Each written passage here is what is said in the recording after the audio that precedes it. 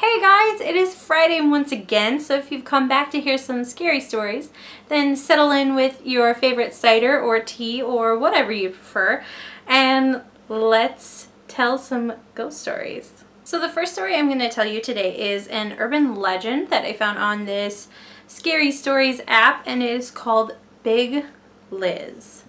The master of the plantation was a firm supporter of the Confederate president, and had committed to send as much food as he could to the Southern Army. Things were going well at first, until the Yankees began attacking the master's supply lines. The master suspected a traitor among his slaves, and soon discovered that the Yankee spy was a slave woman named Big Liz. She was a behemoth of a girl who could pick up 2 full-grown pigs, one under each arm, and cart them over to the slaughterhouse without assistance. If he confronted her directly, and she fought back, she would take him to pieces. So the master came up with a different plan to rid himself of this spy. He approached the giant girl and asked her to assist him with a special task. He told her that President Jefferson Davis had entrusted him with a large chest full of gold. To keep it out of Yankee hands, he wanted to bury the chest where it would never be found. The girl's eyes gleamed when she heard this false report. The master knew she was already planning to betray the existence of the chest to the Yankees. The master made Big Liz carry the heavy trunk several miles out into swampland and asked her to dig a deep hole for the trunk. He sat at his leisure while she worked and strained for hours against the muddy ground, which kept oozing back into the hole. When the slave girl was completely exhausted, the master decreed the hole to be large enough for his war chest. Warily, Big Liz dropped the shovel and pulled the heavy chest down until it lay at her feet. Then she started to climb out of the deep hole, but the master barred her way.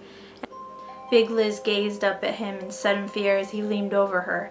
"Traitor! Yankee spy!" the master hissed. "There's only one path open to a traitor."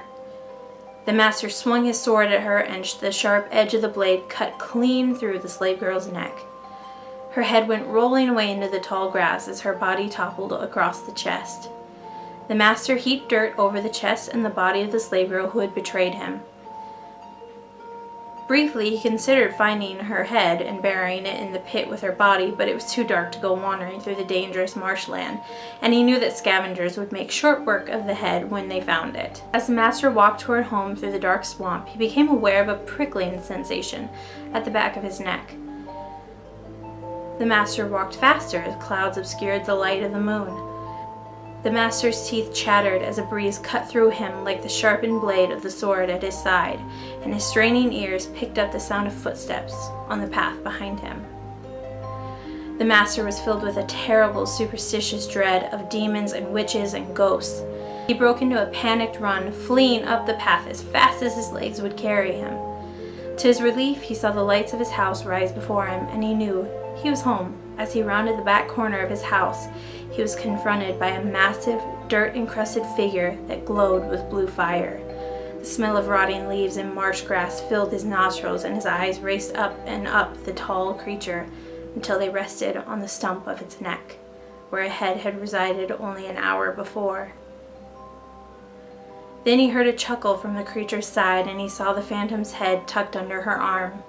The master stumbled backward, gabbling desperately in fear as the ghost placed her head upon the ground with one hand and grabbed the collar of his shirt with the other. The murdered slave girl snapped the master's neck in two and dropped his dead body to the ground beneath the bedroom window. Then Liz gathered up her severed head and vanished into the darkness. They say that on the anniversary of her death, the ghost of Big Liz still may be seen roaming the swamplands near her old home. Anyone foolish enough to walk near her grave will be driven away by the phantom, which to this day defends the place where the Confederate chest is buried. The next story I'm going to tell you is called The Girl in the Photograph.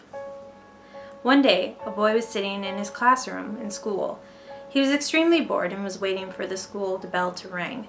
When he looked out the window, something caught his eye. The photograph. There was a photograph laying on the grass outside. When school was over, he ran outside and picked up the photograph before anyone else had the chance to see it. Turning it over in his hands, he realized it was a picture of an incredibly beautiful girl. She was wearing a white top, a short black skirt, black tights, and black shoes. For some reason, she was holding up 2 fingers. The girl was so pretty that he wanted to meet her. He showed the photograph to everyone in school and asked if they knew her. Unfortunately, nobody recognized her.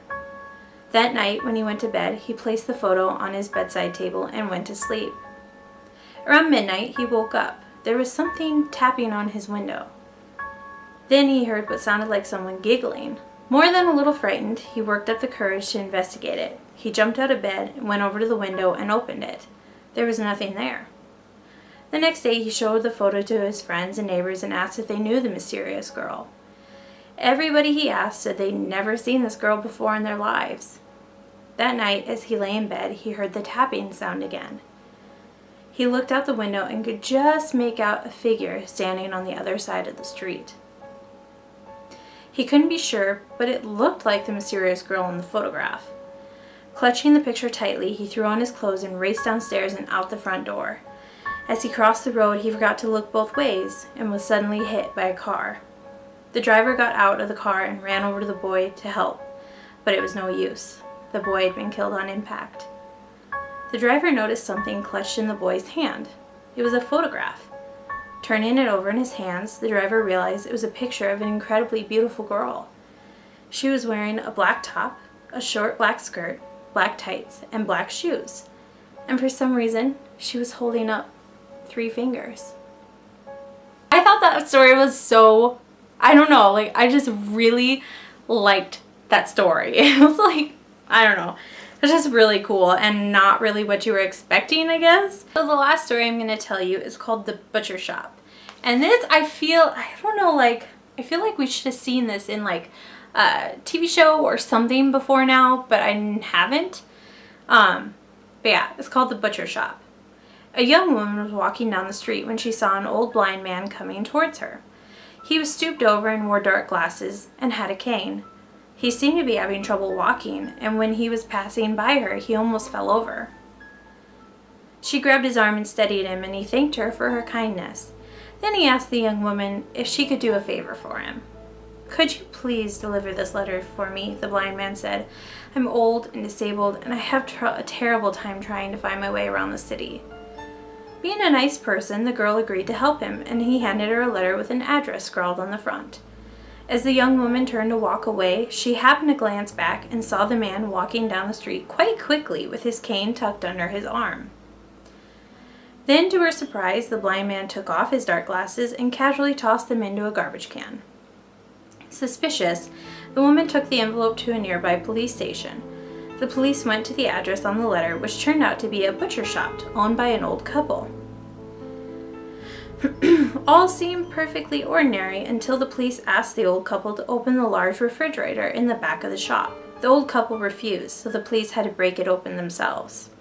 Inside, they were confronted by a horrible scene. There were dead bodies strung up on meat hooks and shelves stacked high with chunks of human flesh. Until now, the police had overlooked the letter which the mysterious blind man had given the woman. When they opened the envelope, a piece of paper inside contained one chilling line. "This is the last one I'm sending you today."